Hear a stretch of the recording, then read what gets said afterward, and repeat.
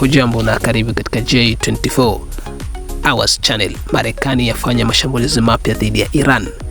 Marekani imeanzisha mashambulizi mapya dhidi ya Iran mapema Jumatano kufuatia kushambuliwa kwa meli katika mlango bahari wa Hormuz. Jeshi la Marekani limeanzisha mashambulizi mapya dhidi ya Iran mapema Jumatano, saa chache baada ya meli tatu za kibiashara kushambuliwa katika mlango bahari wa Hormuz.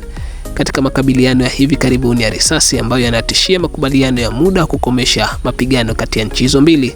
Katika taarifa iliyotumwa kwenye mitandao ya kijamii, kamandi kuu ya jeshi la Marekani ilisema vikosi vya Marekani vilianzisha mashambulizi haya ili kuweka gharama kubwa za kuzilenga na kuzishambulia meli za kibiashara zinazoendeshwa na raia wasiokuwa na hatia katika njia ya maji ya kimataifa ya Hormuz.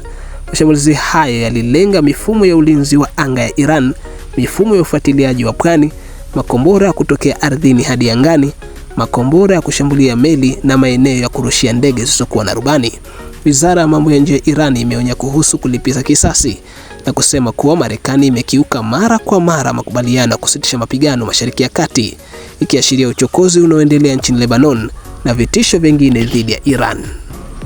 I think it's over. I don't want to deal with them anymore. They're scum. You know what scum is? They're scum. They're sick people.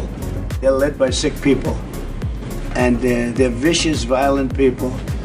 And if they had a nuclear weapon, they'd use it. As far as I'm concerned, it's over. I'll speak to our negotiators. They want to negotiate.